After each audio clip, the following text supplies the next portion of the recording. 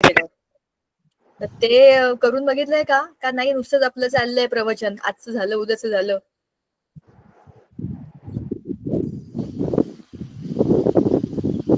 पण मला तुम्ही एका प्रश्नाचं खरं उत्तर द्या, सुट्टीमध्ये अभ्यास करावा असं वाटतं का तुम्हाला? खरं खरं सांगा. No ma'am. नो मॅम, नाही करा वाटत. मलाही असं वाटतं सुट्टीमध्ये काय अभ्यास करायचा. पण मग आता लक्षात ठेवा, आणि जेव्हा आपण हे धडे करून जेव्हा शाळेमध्ये आपल्याला परीक्षेला येतील ना तेव्हा करून बघा. आपण ऑलरेडी ह्या गोष्टी केलेल्या आहेत आणि मी समजू शकते. सुट्टीच्या वेळामध्ये आपल्याला खूप अशा मजेशीर गोष्टी करायच्या असतात, फिरायला जायचं असतं, खेळायला जायचं असतं, शाळा नसते, एवढा वेळ आपल्याकडे असतो, आपण फ्री बर्ड असतो. कुठे ते अभ्यासाचं आपण टेन्शन घ्यायचं. पण टेन्शन घेण्यासारखं काम मी तर तुम्हाला काही देणार नाही. तुम्हाला मजा वाटेल असंच काम तुम्हाला नेहमी होमवर्कला पण देईल. तर तुम्हाला असं वाटलं की अरे काय बोर आहे यार, टाइमपास करूनच बोर झालं, तर करून बघा हे सगळे प्रयोग जे आपण मागच्या वेळेला गेलो. आज आपण वेगळ्या गोष्टींचं डिस्कशन करू. तुम्ही तुमचा कॅमेरा जरा ऑन करा आणि काही बोलायचं नसेल तर माईक बंद करा. म्हणजे तुमचे असे कॅकू असे आवाज येतात मला, बंद करायचे सगळे तुमचे माईक. काही बोलायचं असेल तरच सुरू ठेवा. आणि आता तुमच्या आजूबाजूला, कारण मला बघायचंय, कारण आताच्या आपल्या गप्पांमध्ये तुम्हाला तुमचं सराउंडिंग बघायचंय, तुम्ही काय करताय. कोणाचं तरी माईक ऑन आहे, कोण बरं? प्रतीक्षा नाही. कोणाचा माईक ऑन आहे बरं? हा, चला. आता आपण जिकडे बसलोय बऱ्याच लोकांचे अजूनही कॅमेरे बंद आहेत. तुम्हाला कळतंय का मी काय सांगितलंय? कारण की मला तुम्हाला आता एक टास्क द्यायचा आहे. टास्क म्हणजे तुमच्या आजूबाजूला असलेल्या कोणत्याही 5 वस्तू उचलून घेऊन या तुम्ही आता लगेच. 1 मिनिटात, वेळ सुरू झाली आता. 1 मिनिटामध्ये तुमच्या आजूबाजूला असलेल्या 5 वेगवेगळ्या गोष्टी घेऊन या.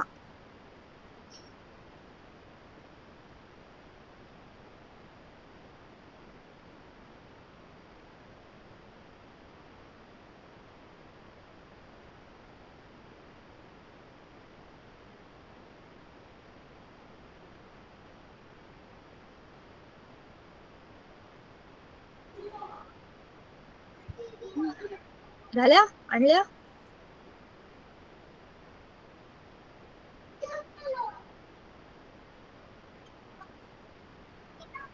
मी पण घेतलं. माझ्या आजूबाजूला ज्या भरपूर वस्तू पडल्यात माझ्या आजूबाजूला, मी कुठल्याही घेतल्या तरी पण काही प्रॉब्लेम नव्हतं. मी ऍक्च्युली वस्तूंमध्येच बसले. पण ते होतच ना, सुट्टी आहे ना, आपण खूप रिकाम्या गोष्टी करतो आणि खूप आळशी पण असतो. आपण लवकर सगळं आवरत पण नाही. त्याच्यामुळे मी पण अशा खूप वस्तू काढून बसले होते. आता माझ्या आजूबाजूला पण अशा बऱ्याच वस्तू आहेत. त्यातल्या कोणत्या तरी 5 वस्तू मी जमा केल्या. तुम्ही सगळ्यांनी तुमच्या आजूबाजूला असलेल्या वस्तू 5 वस्तू आणल्यात का? ओके, तुम्ही थम्स अप करून मला दाखवू शकता. डन, आणल्यात. गुड. सुनीलने आणलंय, अपूर्वाने आणलंय, सचिन नावाने एक मुलगी आहे कोणीतरी छान, पण मला नाव माहित नाही, नाव सचिन दिसतंय. आणि एक काय नाव आहे, परमेश्वर असं नाव आहे का? Adam Shaikh. Done, okay.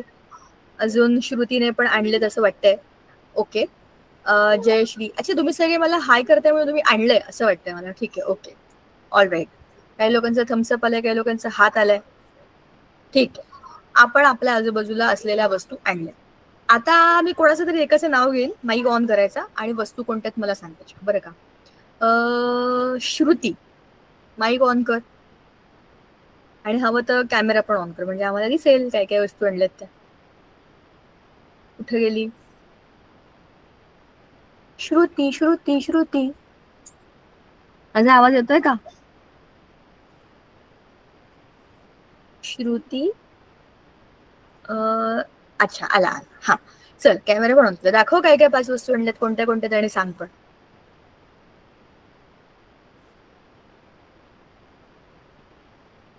Camera बंद आहे, पण सॉरी, माईक बंद आहे, ऐकू नाही येते.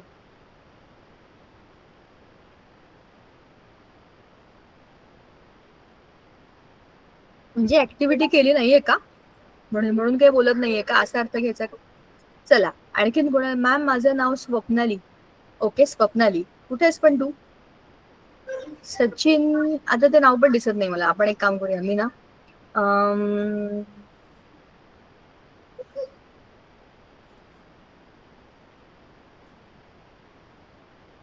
ठीक आहे, बरं. आता हा, ओके, मला बाकीचे लोक पण जरा बघायचे.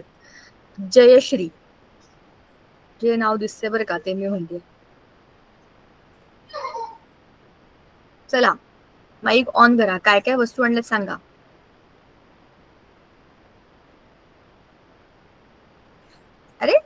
मी ज्यांचं नाव घेते ते काही बोलतच नाहीयेत, म्हणजे नुसतेच आपलं एक कीर्तन ऐकत बसलेत की काय. चला, साई का सई जगताप असं नाव आहे. माईक मी बंद नाहीच केलाय. तुम्हाला लॉक केलंय का? अहो, तुम्हाला लॉक केलंय. एक मिनिट. मला माहिती आहे तुमच्या मी खूप लोकांना बोलायचंय, पण मी त्या लोकांची नावं मुद्दाम घेते ज्यांचे आवाज मी सहसा ऐकत नाही.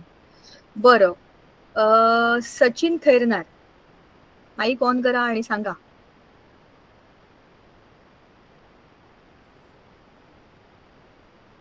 हा, ओके. कॅमेरा पण ऑन केलाय. माईक ऑन करता येतोय का तुम्हाला? नहीं करता येते. मी होस्ट आहे का? संगीता मैम, आपने इनको म्यूट कर दिया है क्या? एक मिनिट मैम, मैं देखते हूँ. ठीक आहे. म्हणून बिचारे बोलत नव्हते. उगीच मला असं वाटतं. माइक ऑफ था इनका. हाँ, मैंने ऑन कर दिया है माइक. कोई नाही. चला रे.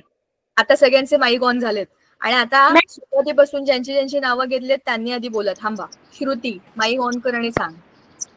आय एम सॉरी, मला खरंच माहिती नव्हतं तुमचे माईक बंद आहेत. मला वाटलं तुम्ही आवाज येत नाही किंवा वस्तू सापडल्या नाही म्हणून शांत बसलात. चला. मॅम नेमकी काय वस्तू गोळा करायची? कोणत्याही 5 वस्तू आणायला सांगितलं होतं. आजूबाजूच्या कोणत्याही 5 वस्तू त्या घेऊन ये. जयश्री, तुझं नाव पण मॅम तुम्ही फॉर एक्झाम्पल सांगता का? बरं ते अगं मी असं म्हणलं होतं आपण जिथे कुठे आहोत ना तिथे कोणतीच वस्तू घेऊन ये असं सांगितलं. बाकीच्यांनी माईक ऑन केलेत. बुक आणि रायटिंग पॅड आणि पाण्याची बॉटल आणि मोबाईल आहे. मॅम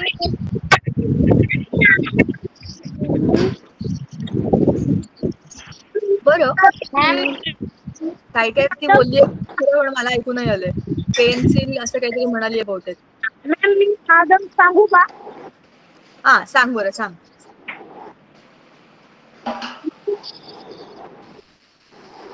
कुठेच पण कॅमेरा पण ऑन करू शकतोस म्हणजे आम्हाला दिसतील ना वस्तू. मॅम मी सांगू? आता तो आदम सांगतोय ना, कुठे गेला? मॅम मी किचन मध्ये सांगल. अरे एक मिनिट. कोणीतरी दोघांनी पटकन सांगा म्हणजे आपण पुढे जाऊ. नाही तर तुझ्या वस्तू माझ्या वस्तू याच्यातच आपलं एकटाच जाईल. पटकन सांगा. मॅम मी सांगू? कंपास. थांबा. तो आदम सांगतोय. हा, कंपॉस, पेन, रुमाल.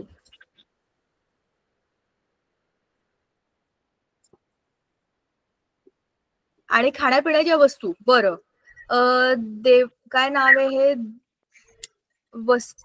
देवाजी वसावे का दवजी वसावे? काय तुम्ही सांगा, मला माहिती कसं म्हणायचं. मॅम मी सांगू? मी बॉटल आणि रुमाल, पेन, वही आणि ग्लास सांगलाय. ओके, पेन, वही, ग्लास. बरं, आणखीन मला कोण म्हणतं मी सांगू का? पटपट सांगा. सचिन म्हणजे तुझं नाव. ओके, नाव पण सांग. मॅम स्क्रीन बघितली का? हो, मला भाज्या पण दिसल्या किचन मधल्या. बोल सचिन. हा, एक मिनिट. ते सचिन खैरनार सांगणार आहेत आणि मग परमेश्वर सांगा. तुषार पाटील, थांबा.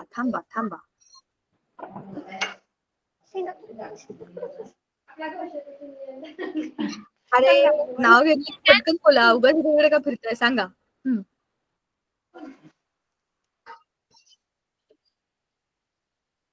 काय झालं मॅम? अरे बोलते.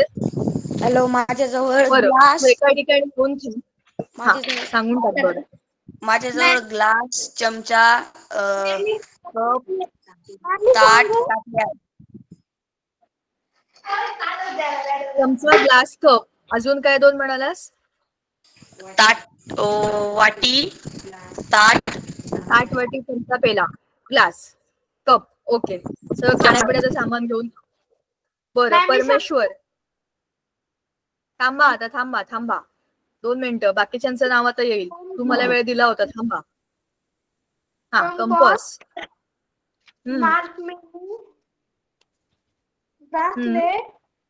बुक. बरं. बर, आता सांगा सचिन खैरनार. आणि आता आपण थांबू. तिचं झालं की आपण थांबू. आता आपण हे वस्तूच बघत बसू नर्सरी सारखे. बोला, सांगा. सांगा म्हटलं की एवढा वेळ का लावता? पटकन सांगा.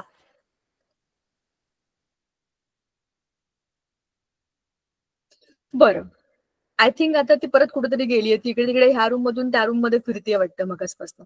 त्याच्यामुळे असं होऊ शकतं, वस्तू इकडे ती तिकडे, जिकडे रेंज असेल तिकडे जातो ना जनरली आपण. ठीक आहे, चला. मी पण माझ्या आजूबाजूला 5 वस्तू जमा केल्या होत्या. एक तर माझा फोन आहे, मग आहे फोनचा रिमोट, आपलं सॉरी पंख्याचा रिमोट आहे. अजून एक माझ्याकडे पुस्तक होतं ते एक आहे. माझ्याकडे एक बेडशीट आहे जवळ, ते पण मी घेऊन बसले होते. आणि एक माझ्याकडे पाण्याची बॉटल आहे. तुम्ही ना आता जरा ते पाण्याच्या बॉटलचं निरीक्षण करा. तुम्हाला काय दिसतंय ते बघा आणि मला सांगा.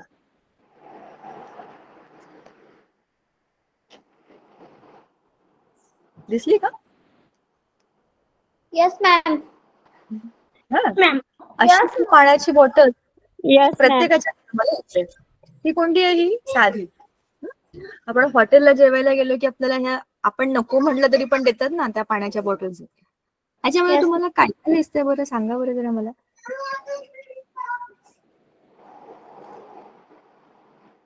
मॅम वेगवेगळ्या रेषा आहेत.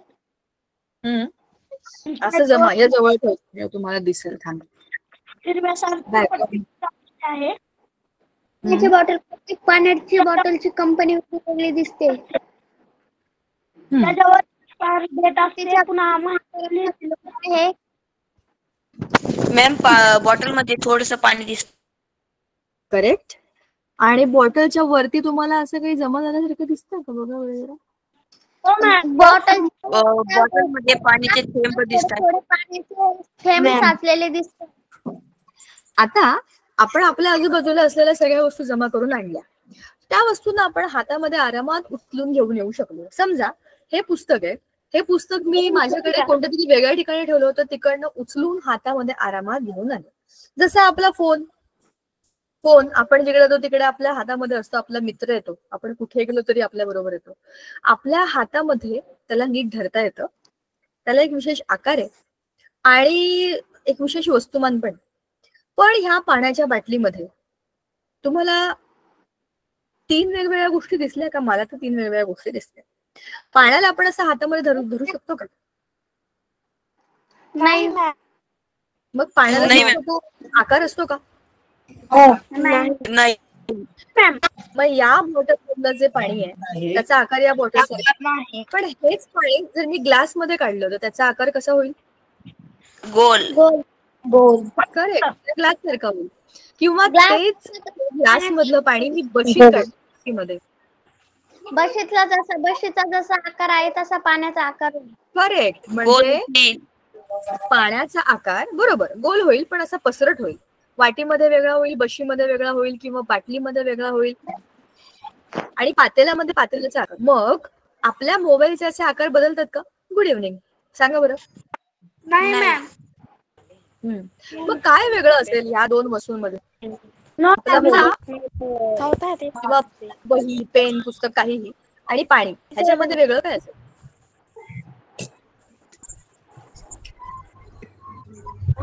मॅम वॉटरला शेप नसतो आणि बाकी गोष्टींना शेप असतो. पण असं का? पाण्याचा शेप वेगळा म्हणजे काही शेप नाही. पाणी सॉलिड असतं मॅम. पाणी सॉलिड असतं मॅम. पाणी स्नायू आहे. पाणी स्नायू आहे. काय स्नायू आहे? स्नायू आपल्या हातामध्ये असतात ते स्नायू. मॅम ते पातळ जळ आहे आणि त्याला कुठेही घाला, वर्तुळाकार नाहीतर त्रिकोण, त्याचा आकार बदलतो. बरोबर आहे. पण मग त्याला आपण काय म्हणतो? स्नायू. हातातले स्नायू, पायातले स्नायू, गालातले स्नायू, ते स्नायू आहे का ते? ते नाहीत मॅम. द्रव. स्नायू, द्रव आणि वायू. बरोबर. पण ते स्नायू नाहीये, ते स्थायू आहे. स्थायी पदार्थ, म्हणजे तो एका ठिकाणी स्थिर असतो, तो स्थायू. द्रव का द्रव्य? द्रव्य. आता मला तुम्ही सांगा, द्रव का द्रव्य? द्रव्य. मग द्रव म्हणजे काय आणि द्रव्य म्हणजे काय? द्रव म्हणजे काय? दोघांचाही मला आता अर्थ सांगा. आणि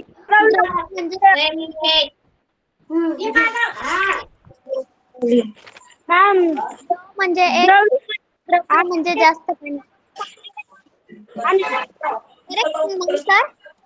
एक मिनिट एका वेळी एकाने सांगा, मला काहीच समजलं नाही, नुसते आवाज येत आहेत. पण द्रव आणि द्रव्य यातला फरक काय मला नीट सांगा. द्रव म्हणजे पाणी एक थेंब आणि द्रव्य म्हणजे जास्त पाणी.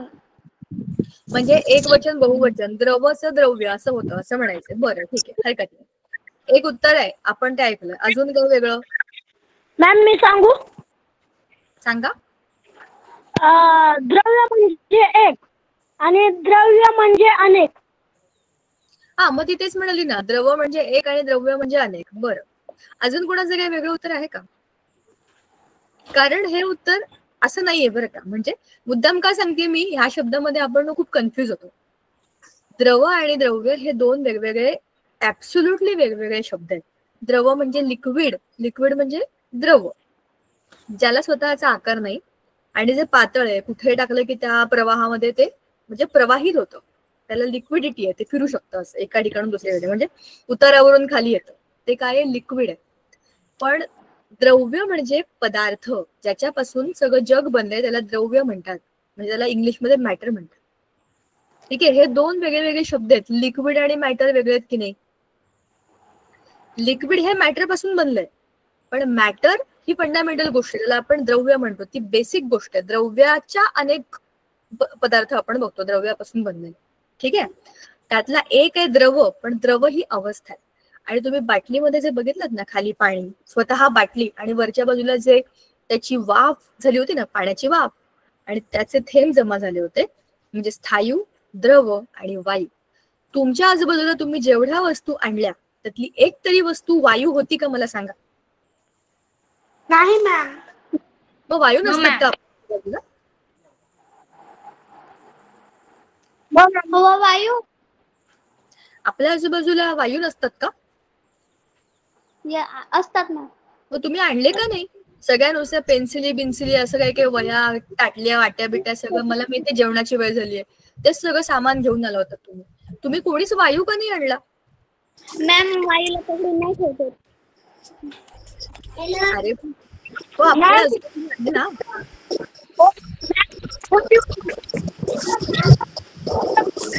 आहे ना, आपल्या आजूबाजूला, मग आणायला काय प्रॉब्लेम आहे? आणायला पाहिजे होतं. असं कसं, त्याला वाईट नाही वाटणार का?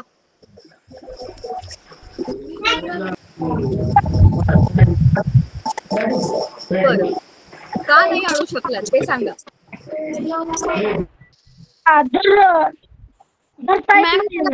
वायूला पकडून नाही ठेवता येत, त्यामुळे आणू शकलोच नाही. मग तुम्ही द्रव पण नाही आणले. द्रवानं तर तुम्ही पकडू नाही शकला, तरी कशात तरी टाकून आणू शकलं असतं. वायूंच्या बाबतीत ते तरी शक्य आहे का? मग आपल्या आजूबाजूला वायू असतात का?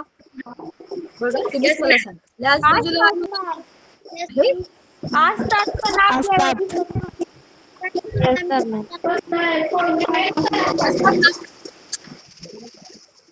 आपल्या आजूबाजूला हवा आहे का? हवा वारा वाजून सुटलेला आहे.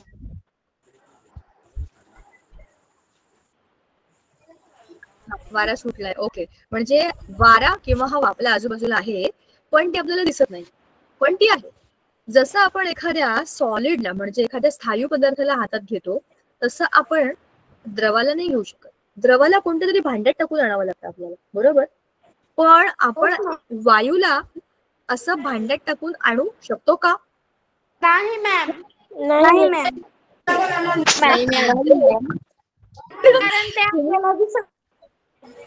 मग ह्या बाटलीमध्ये जिकडे तिथे काय आहे? बॉटल मध्ये कशात आणू शकतो का नाही?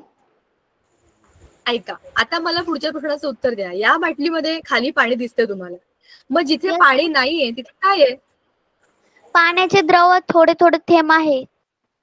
पण ते कुठे आहेत? बाटलीला चिटकलेले आहेत ना. मधल्या पोकळीमध्ये काही आहे का? वायू आहे. काय आहे? मॅम आहे. पण काय आहे? वायू आहे. बरोबर. मग आता तुम्ही मला सांगा की तुम्ही म्हणालात की आपण वायू घेऊन येऊ शकत नाही, तर तुम्ही रिकामी बाटली आणली त्याच्यामध्ये आपोआप वायू आला ना. वायू म्हणजे काय? हवा. आपल्या आजूबाजूला वायू म्हणजे काय? हवाच आहे ना. आणि हवा काय? वेगवेगळ्या वायूंचं मिश्रण आहे. बघा, आपल्या आजूबाजूला हवा आहे. तुम्ही कुठेही असा, तुमच्या घरी, शाळेमध्ये, लॅबमध्ये, हॉस्पिटलमध्ये, कुठे पण जा, सगळीकडे हवा असते की नाही.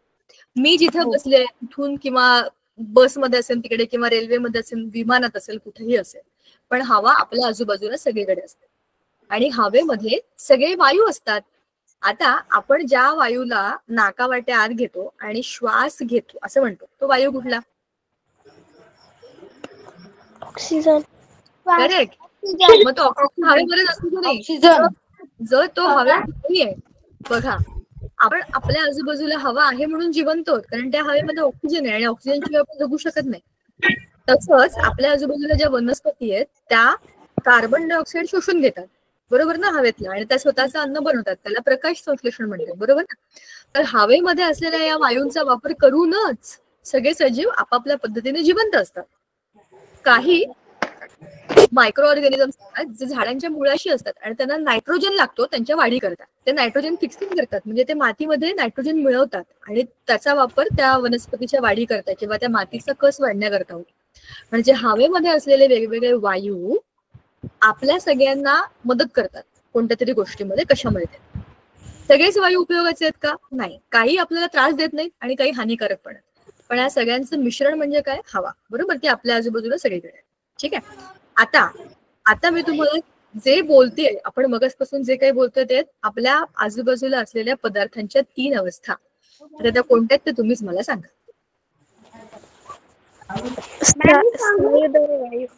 स्थायू, द्रव, वायू. स्थायू, द्रव आणि वायू. अगदी बरोबर. आता स्थायू, द्रव आणि वायू ह्याच्यामध्ये सगळ्यात महत्वाची गोष्ट काय आहे? कशामुळे या 3 अवस्थांमध्ये एवढा फरक पडलेला असेल? सांगा बरं, कशामुळे? वायूमुळे. कशा करता ते वेगवेगळे असतील? मॅम, तुमची स्क्रीन दिसत नाही. मी स्क्रीनवर काही लावलंच नाहीये. मी तुम्हालाच प्रश्न विचारतेय की ह्यांच्यामध्ये एवढा बदल असण्यामागचं कारण काय असेल?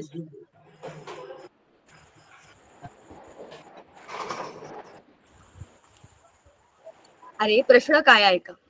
आपल्या आजूबाजूला असलेल्या स्थायू, द्रव, वायू ह्या 3 अवस्था आहेत की नाही. मग ह्या अवस्थांमध्ये वस्तू अशा वेगवेगळ्या का असतात असा माझा प्रश्न आहे. काय फरक आहे त्यांच्यामध्ये की त्याच्यामुळे ते वेगळे? वेगळे वेगळे असतात म्हणून. गुणधर्म वेगळे असतात, बरोबर. काय गुणधर्म आहेत त्यांचे?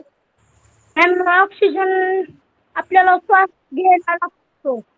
ऑक्सिजन हा दिसत नाही. बरोबर, ऑक्सिजन दिसत नाही. आता एक काम करूया आपण. मी तुम्हाला एक चित्र दाखवते. 1 मिनिट. मी ते दाखवण्याकरताच थोडा कॅमेरा बंद केलाय कारण ते लोड होते. तर आपल्या आजूबाजूला असलेल्या पदार्थांच्या 3 अवस्था असतात: स्थायू, द्रव आणि वायू. ठीक आहे. आणि त्याच्यामधला मूलभूत फरक आहे त्याच्यामधल्या अणू आणि रेणूंची रचना, बरोबर की नाही. प्रत्येक पदार्थ हा कोणत्या तरी अणू किंवा रेणूंचा बनलेला आहे, बरोबर की नाही. आता आपण एक चित्र बघूया आणि त्या चित्राचं जरा डिस्कशन करूया, म्हणजे तुम्हाला मला नीट सांगता येईल की कशाबद्दल आपण काय बोलतोय. स्थायू अवस्थेमधले जे अणू आणि रेणू असतात ते एकमेकांना कसे असतात? चिकटून बसलेले असतात, एकदम घट्ट, बरोबर. आणि त्याच्यामुळे त्या पदार्थांना स्वतःचा एक विशिष्ट आकार असतो. पण द्रव पदार्थामध्ये, आता मला एका प्रश्नाचं उत्तर द्या. समजा बर्फ आहे आपल्याकडे, बर्फ, आणि तो बर्फ आपण फ्रीज मधनं काढला तर काय होईल? पातळ. होईल. बर्फ वितळून जाईल, म्हणजेच काय होईल? पाण्यात रूपांतर होईल. होईल. अगदी सॉलिड बरोबर. मध्ये कन्वर्ट होईल. सॉलिड मधून लिक्विड मध्ये कन्वर्ट होईल, अगदी बरोबर. आता तुम्हाला मी स्क्रीनवरती एक चित्र दाखवते, मग तुम्हाला समजेल की आपण काय बोलतोय. बघा, let me on my camera आणि आपण आता बघूया आपली स्क्रीन. एक छोटूस चित्र आहे, त्याच्यामध्ये सगळ्या गोष्टीचा अर्थ लपलाय. बघा, सॉलिड, लिक्विड आणि गॅस म्हणजे काय? स्थायू, द्रव आणि वायू. आता आपण कुठलीही स्थायू पदार्थाला, कोणती स्थायू पदार्थाची वस्तू बघितली त्याला एक विशिष्ट आकार का आहे? त्यातले अणू आणि रेणू एकमेकांना घट्ट चिटकून बसले. आत्ताच्या उदाहरणामध्ये आपण जो बर्फ बघितला, बर्फ त्याला आपण हातामध्ये धरू शकतो. वेगवेगळ्या आकाराचे बर्फ आपण बनवू शकतो. का बरं? की त्या वस्तूमध्ये समजा बर्फाचा, समजा हा बर्फ आहे, तर त्या मध्ये मधले जे काही झाले अणू आणि जास्त तर रूपांतर होऊ शकते. काय झालं? काय ग? आपण पाणी भांड्यात टाकले व फ्रीज मध्ये थंड होण्यास ठेवले तर तो प्रत्येक आकार बनू शकतो बर्फाचा. करेक्ट. वाटी ठेवली तर वाटीचा आकार बनेल, झाकण ठेवलं तर झाकणाचा आकार बनेल, बाटली ठेवली तर बाटलीचा आकार बनेल. म्हणजेच द्रवाला स्वतःचा आकार नाहीये, आपण ज्या भांड्यात टाकू त्या भांड्याचा आकार तो घेणार. पण तो आकार घेऊन घट्ट का होतो? आता मला एक सांगा गोष्ट, फ्रीजर मध्ये आपल्याला कसं वाटतं? गारगार वाटतं की नाही? थंड थंड वाटतं. म्हणजे तिथे उष्णता जास्त आहे का कमी आहे? कमी. करेक्ट. आता उन्हाळ्यामध्ये, आता आपल्याकडे पाऊस पडतोय हे सोडून द्या, पण मागच्या महिन्यामध्ये जेव्हा एकदम सगळीकडे बेकार गरमी होती, आपण काय करत होतो? आपल्याकडे असलेलं पाणी थंड करण्याकरता फ्रीजमध्ये ठेवायचं आणि बर्फ करण्याकरता फ्रीजरमध्ये ठेवायचं. हे सगळ्यांनी केलं आपण. तर नॉर्मल पाण्याला आपण जेव्हा फ्रीजरमध्ये ठेवतो तर ते -18°C थंड होतं. म्हणजे त्याला आपण काय केलं? गार केलं. त्याची उष्णता आपण गेली काढून घेतली आणि त्याला काय केलं? आपण घट्ट केलं. म्हणजे काय झालं? जेव्हा एखाद्या पदार्थामधल्या अणू आणि रेणूंमधली उष्णता आपण काढून घेतो, उष्णता काढून घेतली की त्याची हीट कमी होते, मग त्याची हालचाल कमी होते आणि हालचाल कमी झाली की ते एकमेकांना घट्ट चिकटते. आता समजा हे सॉलिड म्हणजे H2O पाणी. आपले माईक बंद करा तुम्हाला काही बोलायचं नसेल तर. बर्फाचा आपण जर केमिकल फॉर्म्युला बघितला तर बर्फ बनतो कसला? पाण्याचा. पाणी म्हणजे काय? H2O, बरोबर ना? 2 अणू हायड्रोजनचे आणि 1 अणू ऑक्सिजनचा असं जे बनतं त्रिकोण त्याला आपण H2O म्हणतो. H2O म्हणजे पाणी. हे पाणी आहे. याला मी बर्फ करायला ठेवलं म्हणजे काय केलं? त्याची उष्णता काढून घेतली आणि याच बर्फाला मी उकळलं, म्हणजे या पाण्याला उकळलं तेव्हा काय होतं? पाण्याची वाफ होते. या बाटलीमध्ये, ती बाटली काही उकळलेली नाहीये, बाटली उकळलेली नाहीये, प्लॅस्टिकची बाटली आहे. ती फुटून जाईल किंवा वितळून जाईल किंवा काहीतरी होईल. पण आपल्या आजूबाजूला नॉर्मल रूम टेम्परेचर मध्ये सुद्धा पाण्याचं बाष्पीभवन होत असतं. तुम्हाला ऐकलंय? तुम्ही हा शब्द ऐकलाय? माहितीये तुम्हाला हा शब्द बाष्पीभवन? Yes ma'am.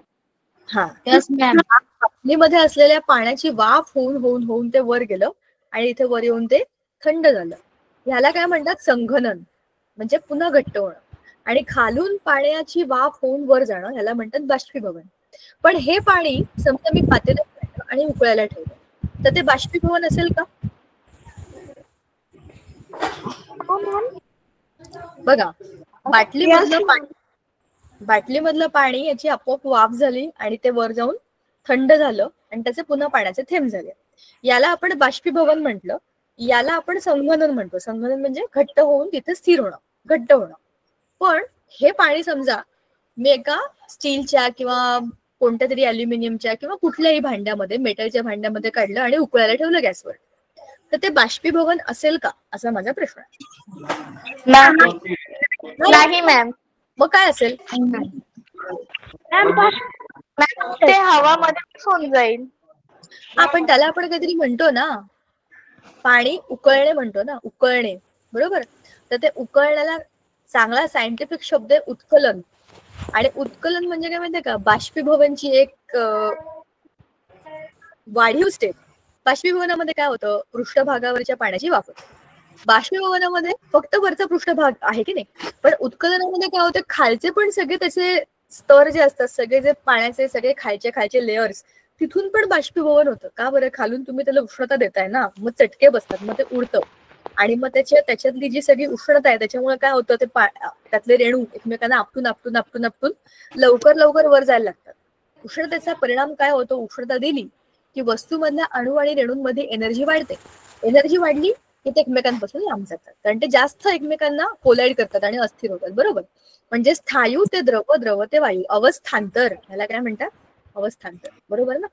एका अवस्थेतून दुसऱ्या अवस्थेमध्ये जाणं, ते रूपांतर म्हणतो ना आपण, रूपांतर करणं. एका रूपातून दुसऱ्या रूपात जाणं म्हणजे काय? मी जशी आहे तशीच आहे, पण मी दुसऱ्या कोणीतरी रूपामध्ये गेले म्हणजे मी त्याच्यासारखी झाले. त्याचा अर्थ आहे की अवस्थांतरामध्ये एका अवस्थेतून दुसऱ्या अवस्थेमध्ये गेलो आपण. स्थायूमधनं द्रव किंवा द्रवामधनं वायू, असंच वायूमधनं द्रव आणि द्रवामधनं स्थायू असं अवस्थांतर करता येतं. आणि ह्याच्यामध्ये सगळ्यात महत्वाचा कोण आहे माहिती का? Game player. जादू कोण करतं? उष्णता. आपल्या लेवलला आपण उष्णतेचा अभ्यास करू, बाकी तर त्याचे खूप सारे ऑप्शन पण आहेत. आणखी एक सगळ्यात मोठं उदाहरण आपल्या सगळ्यांच्या किचन मध्ये, त्याच्यामध्ये पदार्थाच्या तीनही अवस्था आणि ते लावल्याशिवाय तुमचा गॅस ऑन होतच नाही. काय आहे सांगा बरं मला. हवा. किचन मध्ये एक अशी गोष्ट आहे ज्याच्यात आपला गॅस सुरू राहतो, म्हणजे गॅस ऑन होतो. वायू. काय? वायू शिवाय होत नाही. वायू कुठला वायू? गॅस. गॅस म्हणजे सिलेंडर ना. सिलेंडर. करेक्ट. म्हणजे सिलेंडर मध्ये कोणता तरी गॅस आहे, बरोबर. तो गॅस ऑन केला की काय होतं, तो त्या छोटासा पाईप आहे त्यातनं असा बाहेर येतो. तिथे नॉब आहे, तर तुम्ही बंद उघड केलं की ते बंद उघड करू शकता, बरोबर ना. रस्ता त्याचा बंद केला की खालच्या खाली गॅस राहतो, उघडला की तो वर येतो. मग त्या पाईपा गोल फिरून शेगडीमध्ये येतो. बोला. मला एक क्वेश्चन आहे, विचारू? अगदी विचारा, बोला. गॅस मध्ये कोणता वायू असतो? आपल्या सिलेंडर मध्ये ना, त्याला लिक्विफाईड पेट्रोलियम गॅस असं म्हणतात. आणि त्याच्यामध्ये मिथेन जास्त प्रमाणामध्ये असतो. मिथेन लवकर जळतो आणि त्याच्यामुळे, आणि तो लिक्विफाईड. आता मी तुम्हाला काय सांगते ऐका. आपल्या त्या सिलेंडर मध्ये पदार्थांच्या तीनही अवस्था आहेत. सिलेंडर कसलं बनलेलं असं सांगा बरं मला. प्लास्टिकचं. लोखंडाचे असतं का प्लास्टिक? लोखंडाचं असतं. आणि लोखंडाच्या सिलेंडरचा स्वतःचा एक आकार आहे. ती स्थायू अवस्था आहे. स्थायू अवस्था घट्ट असं, चांगलं कडक जड, बरोबर ना. स्थायू अवस्थेमध्ये असतं. त्याच्यामधला जो गॅस आहे तो गॅस आहे. गॅस म्हणजे वायू. जो गॅस आपण नॉब सुरू केलं बघा ना, गॅस ऑन केला की असा आवाज येतो. कुठून येतो? तो गॅस वरती आलेला असतो. त्या छिद्रांमधनं गॅस बाहेर येतो. म्हणजे ऑलरेडी तिथे गॅसच आहे, पण त्याला आपण प्रेशर देऊन जेव्हा दाबून ठेवतो तेव्हा तो लिक्विड असतो. जेव्हा आपण सिलेंडर उचलतो तर जड का लागतं? कारण की त्याच्यामध्ये खूप सारा तो गॅस दाबून दाबून दाबून भरलाय आणि तो लिक्विड झालाय. म्हणून त्याला एलपीजी सिलेंडर म्हणतात ना. एलपीजी म्हणजे काय? लिक्विफाईड पेट्रोलियम गॅस आहे. गॅस पण त्याला लिक्विड केलंय आणि आपण त्याला सोडलं की तो गॅस झाला की आपण बर्नर ऑन करतो. सिस्टीम सगळी आपल्या हातातच आहे. पण सांगायचा मुद्दा, त्याच्यामध्ये पदार्थांच्या स्थायू, द्रव आणि वायू तीनही अवस्था आहेत. करेक्ट की नाही? म्हणजे आपल्या आजूबाजूला वायू पण आहेत, द्रव पण आहेत आणि स्थायू पण आहेत. आता मला द्रवाची कोणती तरी 5 उदाहरणं सांगा. तुमच्या दैनंदिन आयुष्यामध्ये तुम्ही वापरता अशी कोणती 5? पाणी सोडून. दूध. करेक्ट. दूध. पेट्रोल.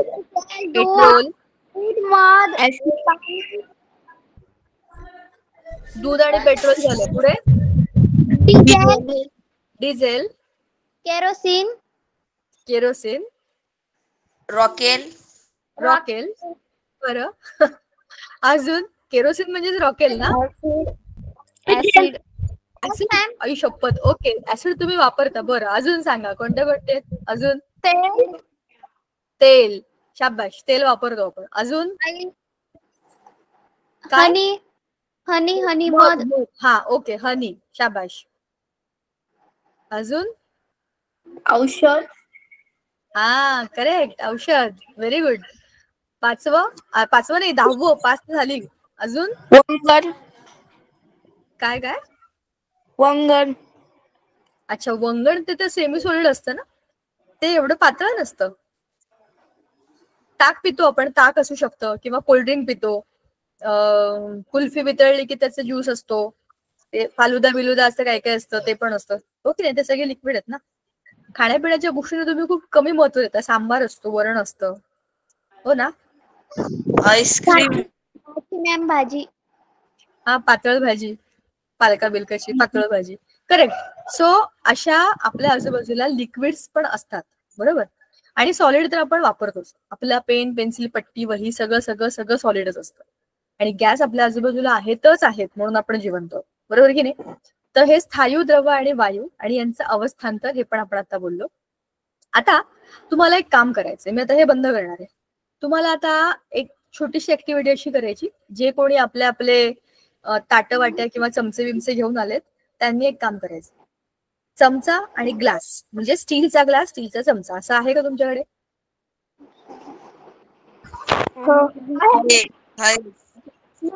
प्लेट आहे. हा, आता ऐका, ज्यांच्याकडे स्टीलचा ग्लास आणि स्टीलचा चमचा, तर मग अशी 5-5 वस्तू आणायला सांगितलं होतं ना, जर त्या वस्तू असतील तर त्यातल्या त्या ग्लासला चमच्याने असं वाजवून बघा आणि कसा आवाज येतोय मला ऐकवा.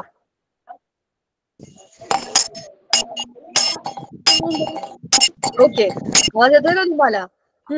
आता प्लास्टिकचा चमचा असेल किंवा लाकडाचा चमचा असेल तर तो चमचा घ्या आणि हा स्टीलचा ग्लास घ्या आणि वाजवून बघा.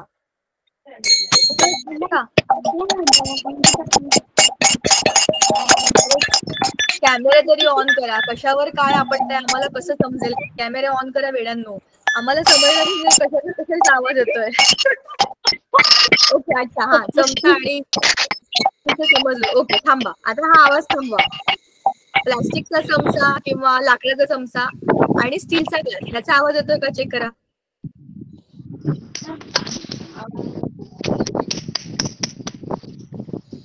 हा, वेगळा आवाज. आता तुमच्याकडे असलेल्या ग्लासच बदलून टाका.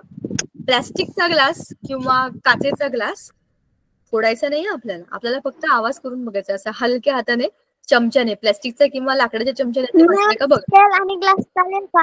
काय काय? स्केल आणि ग्लास. प्लास्टिकचा, अच्छा, चालेल चालेल. प्लास्टिकचा चमचा नाहीये तर स्टील चालेल. शाबाश, व्हेरी गुड, करून बघा. आवाज बदलला. थांबा. आता आपले म्युझिक क्लास थांबवू आपण. मला माहिती तुम्ही म्युझिक क्लास पण अटेंड केलाय, सारेगम पधनीचा सांग होतात की तुम्ही मनुष्य. ऐका बरं, थांबा. आता माझ्या प्रश्नाचं उत्तर द्या. आपण जेव्हा मंदिरात जातो आणि देवळातली घंटा वाजवतो तेव्हा जो आवाज येतो तो आवाज आता तुम्ही ज्या गोष्टी वाजवल्या त्यातल्या कुठल्या आवाजासारखा असतो सांगा बरं मला. प्लास्टिकच्या चमच्यासारखा असतो ना? Yes ma'am. प्लास्टिकचा चमचा आपटल्यावर तो तसा आवाज येतो का? हो मॅम. स्टीलचा मॅम. हो मॅम. प्रश्न कळलाय का बघा. प्लास्टिकचा चमचा स्टीलच्या ग्लासवर आपटल्यावर जसा आवाज येतो. No ma'am. हा, एक मिनिट, मी सांगते संगीता मॅमना तुमचा मेसेज, ठीक आहे? कसं काय? हा, मग कसा आवाज येतो? कशासारखा आवाज असतो तो? Steel and still. करेक्ट. मंदिरातली घंटा कशाची बनलेली असते? प्लास्टिकची असते का? तांबाची. तांब्याची. आणि ज्याच्यावर आपटतो ते असं गोल असतं बघा, असं अशा आकाराचं असतं कुठेतरी. मग ते कसलं बनलं असतं? काचेचं? पितळाचं. अच्छा, आता तुम्हाला समजलं. बरोबर, म्हणजेच किंवा तांबे. हा, म्हणजेच दोनही वस्तू धातूच्या बनलेल्या आहेत. तुम्ही धातूवर धातू आपटला की एक वेगळा असा आवाज होतो, टंग असा आवाज. तो आपल्या डोक्यामध्ये समजतं आपल्याला की हे मेटलवर मेटल आपटलंय, बरोबर. डोळे बंद केले तरी पण आपल्याला तो आवाज समजतो की हा आवाज कसला आहे. हा जो गुणधर्म आहे, आता आपण पदार्थातले स्थायू बघतोय आणि त्याच्यामध्ये पण आपण आता मेटल्स म्हणजे धातूंचा काही 2-4 मुद्दे बोलतोय. सगळ्यात पहिला गुणधर्म तुम्ही आता करून बघितला, तो आहे नादमयता. धातू जेव्हा एकमेकांवर आपटतात ना, किंवा धातूंच्या तारा, म्युझिक इन्स्ट्रुमेंट मध्ये तारा असतात, वीणा, सितार, गिटार, याच्यामध्ये टंग टंग टंग असे आवाज करतात. तर ते आवाज किती नादमय असतात, हो की नाही? त्यालाच नादमयता म्हणतात. आणि हा धातूंचा महत्वाचा गुणधर्म आहे. दुसरा गुणधर्म आहे वायर बनवणं. आपल्याकडे इलेक्ट्रिसिटीच्या ज्या वायर आहेत ना, त्या कसल्या बनल्या असतात? प्लास्टिकच्या, बरोबर ना? मग प्लास्टिक इलेक्ट्रिसिटी जाते का इकडे तिकडे?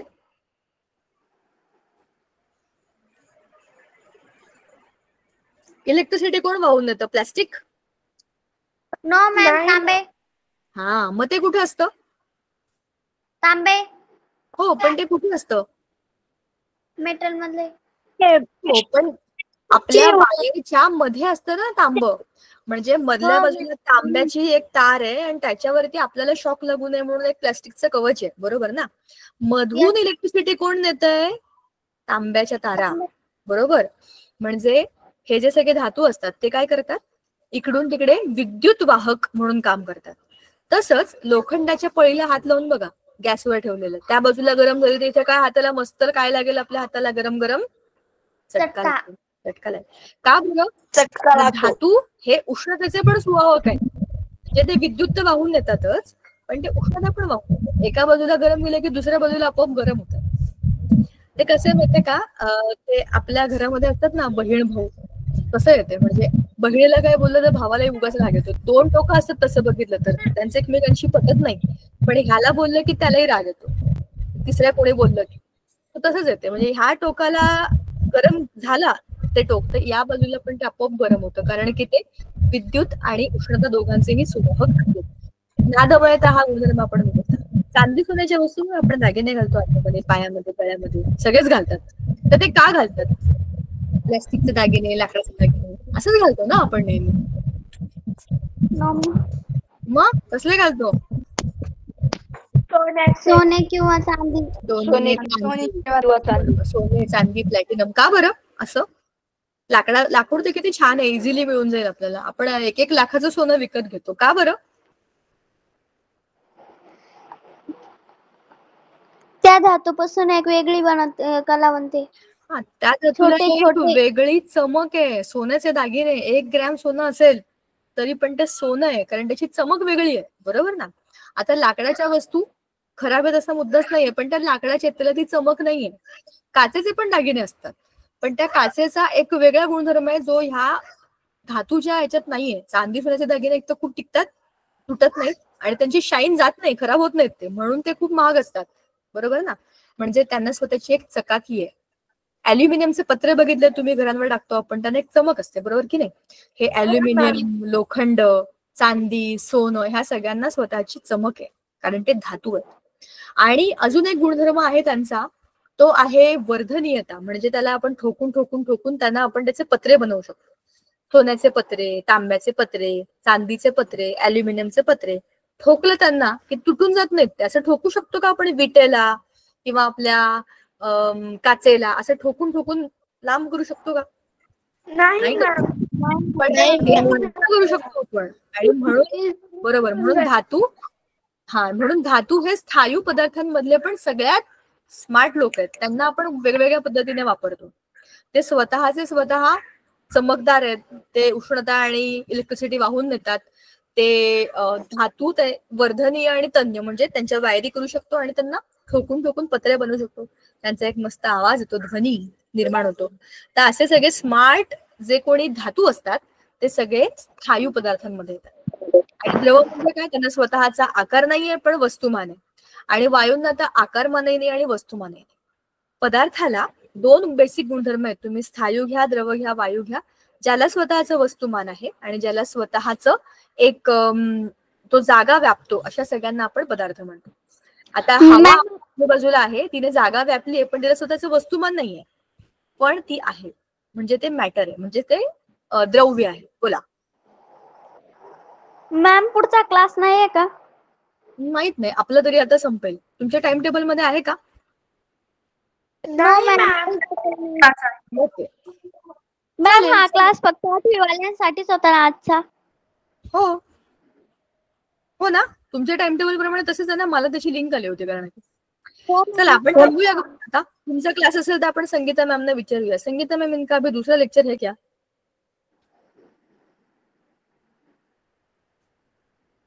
हम रुके क्या अभी? संगीता मैम, आज का हमारा डिस्कशन हो चुका है. हाँ मैम, लीव करते हैं. अभी मैं चेक करती हूँ.